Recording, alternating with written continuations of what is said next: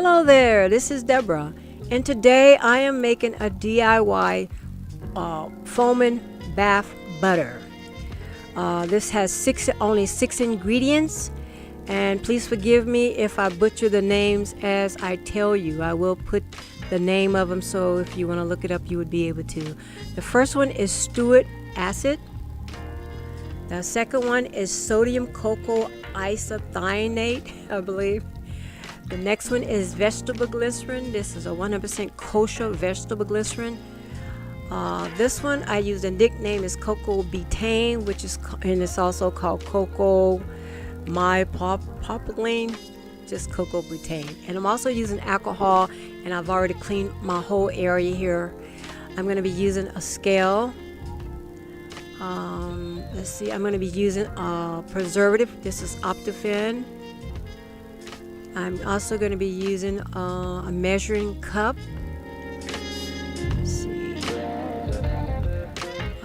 Let's see, and I'm also going to be using my famous pot, whether it's small amount or large amount. This is my go-to pot here. It has stainless steel mixing bowl that for some reason when I tried it to see if it would fit, it fit in there perfect. So I've just been jazzed up for a long time about that. Some soap makers, ingredient makers here, they are also using distilled water. They use the microwave, but I don't feel like I have enough control using the microwave, so I just go ahead and put it in a double boiler, which I think is much better. So I'm going to go ahead and measure out some of my products here. Now this is a 500-gram batch that I'm doing, so it's not a lot, but this batch will make quite a few cups. The sodium cocoa isothianate, oh my goodness, it is very airborne. I do have on a really good mask, so you want to be very careful using this one, because once it's mixed in ingredients you have no problem, but it is very airborne and it can cause you to have some troubles there, so you want to be very careful with that.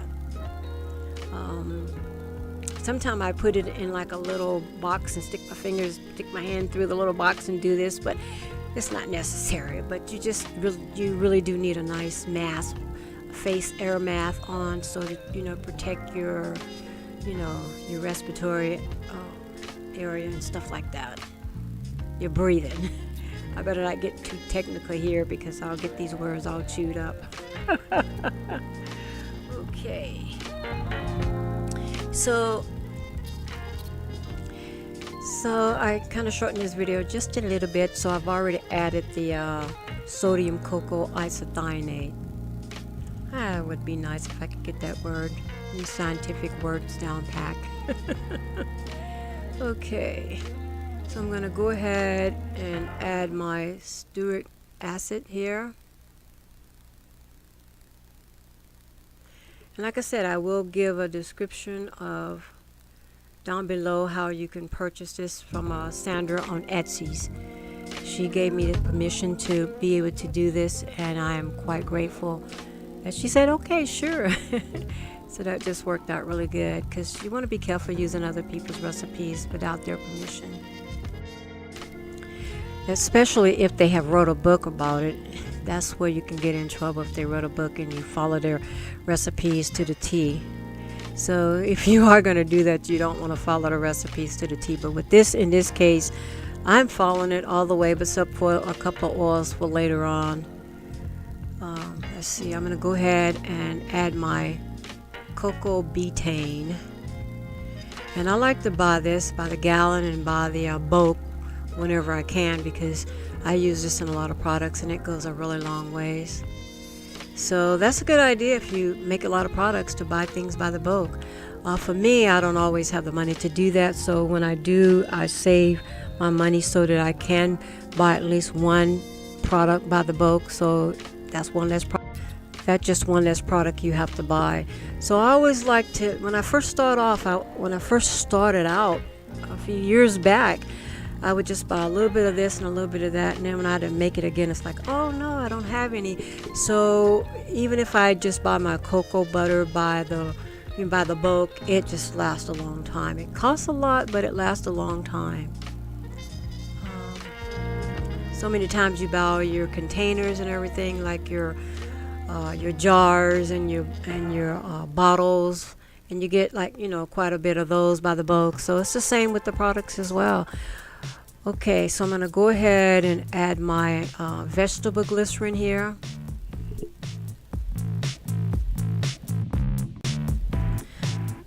Okay, moving right along here. Let's see. I'm going to go ahead and put the glycerin into the pot, and then I'm going to stir it all together, as you will see. The vegetable glycerin is kind of sticky. If you ever tasted it, it's kind of really sweet. I love using this in my with Morocco rose water.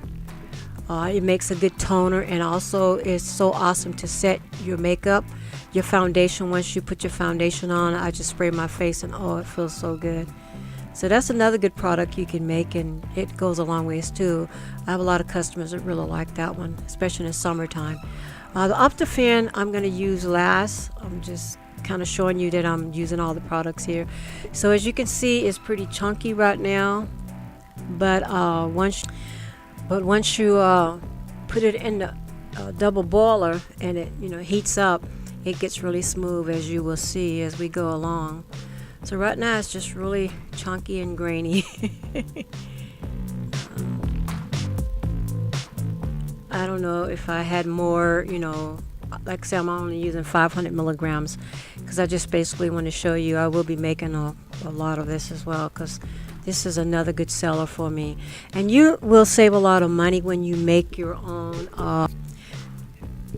foam and bath butter, because it doesn't take a lot of products to make this. And I used to buy this, and it was quite expensive to just buy it that way, especially if you're going to be making a lot of it. So this is so much better to just make it yourself. If you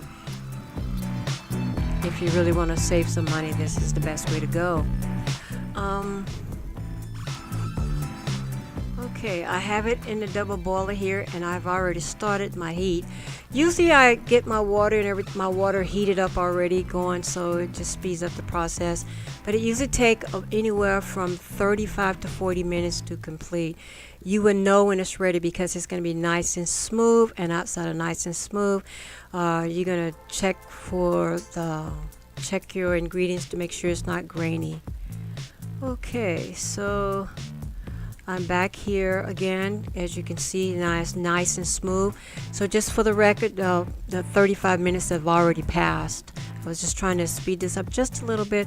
So now I am basically testing it and make sure it's not grainy, because if it's grainy, then it's not ready. But this is nice and smooth with no grains. So this is pretty much ready to take off the heat here and let it cool down.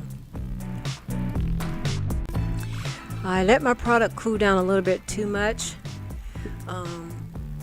So if it looks a little thick, that's because it's already cooled down. So I'm going to go ahead and add my preservative in it, because this definitely have cooled down. And I'm going to be using the stick blender and small increments. So not, put it on full speed or anything, because I don't want to make a lot of air bubbles. So I'm just going to, once I start the stick mixer, I'm just going to do small little increments there. Okay, I just wanted to kind of hand mix it a little bit there before I put the immerser to it.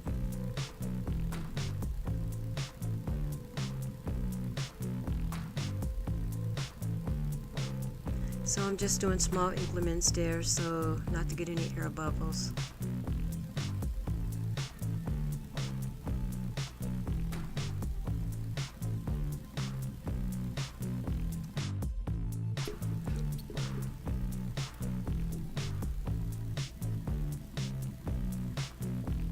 I probably should have left some sound so you can see that it's not going really fast, just kind of small increments. But anyway, I'm going to be wrapping this video up now. I hope that I was able to show you hope this was able to help if you wanted to make this from start to finish. This is pretty much, like I said, only 6 ingredients that was added in this recipe, 6 ingredients. And like I said, I will have it in the inbox where you can purchase this off Etsy's from Sandra. Let me make sure I get that name right. But this is a lot of fun. Every time I make products, I really enjoy making products.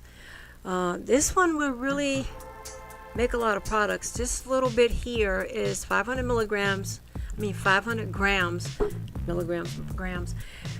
going to make quite a bit. I'm going to get quite a few. I'm going to get at least 4 jars, 6-ounce jars or more out of this. So it goes a long ways.